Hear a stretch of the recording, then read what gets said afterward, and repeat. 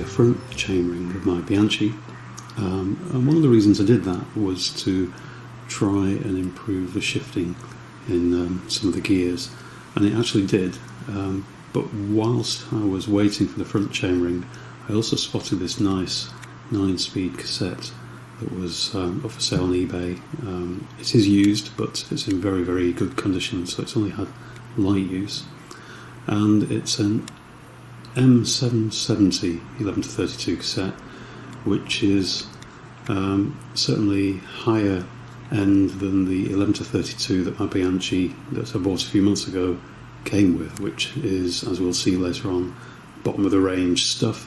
So I'm expecting this cassette to perhaps be lighter, and also, you never know, maybe shift a little bit better as well. We'll see. But yeah, I'm going to swap them over.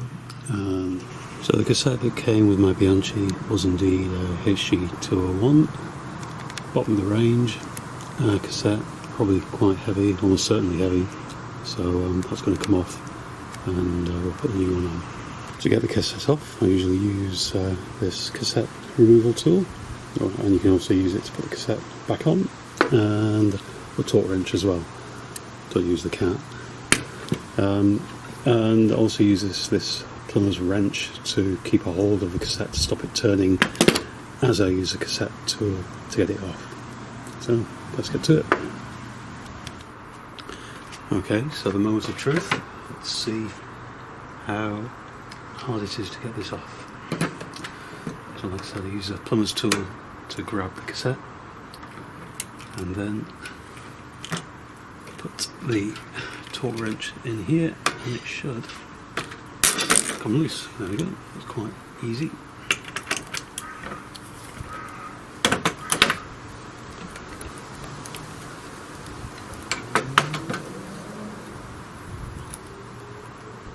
There we go. And it should then just lift straight off, not a problem. Job done.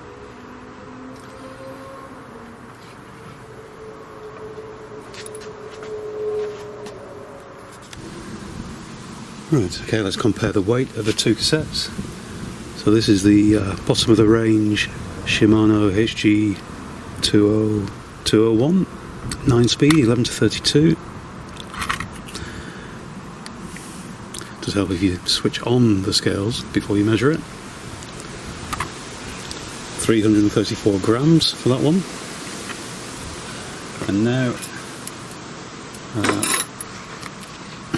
you get told off for making these scales mucky.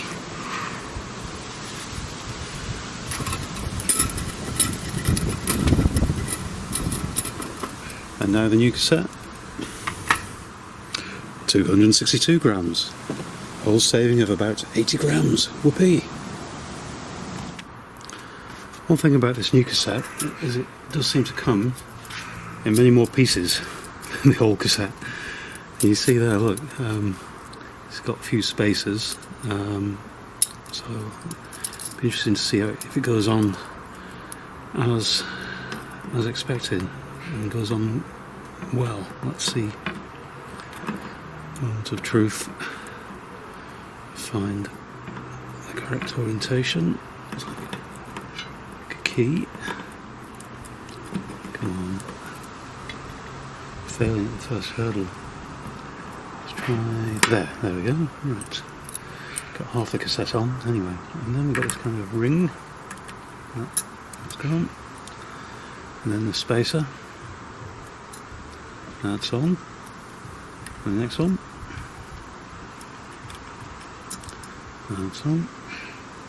And the next one. And 11-2. That's not it. And that's on.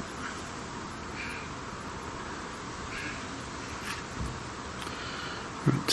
And then get the end cap on. Just tight that.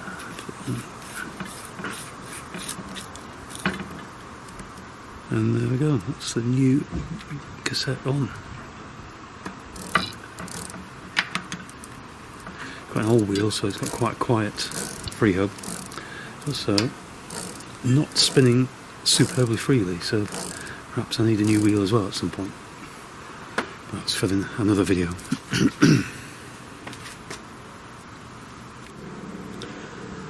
Once you've got the cassette on hand tight, and then you've got to tighten up the lock nut up to 40 Newton meters, it says, so you can set that on your torque wrench. The reason for not leaving it hand tight is that if you do that, then the smallest tooth cog, the 11 tooth cog, will come loose, and the chain will skip and slip when you're in that fastest gear, which is obviously not good news. So let's tighten it up.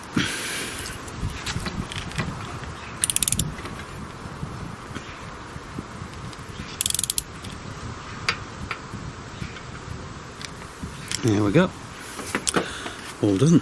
Now I'm going to put it back together and make sure it shifts correctly on the bike.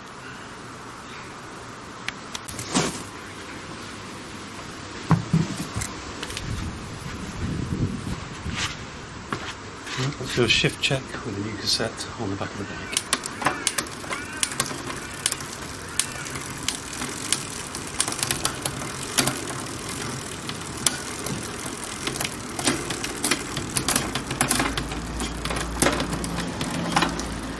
Finally, just a little bit of adjustment at the very highest gear. He's tightening ever so slightly. So to do that, I'm going to slacken the cable off, tighten it by turning the adjustment screw here.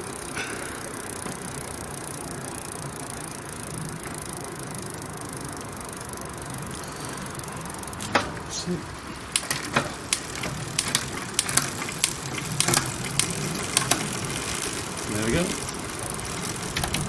All good. Shifting fine. So I'll take it out for a ride and see how it shifts under load, and hopefully it'll all be good then too.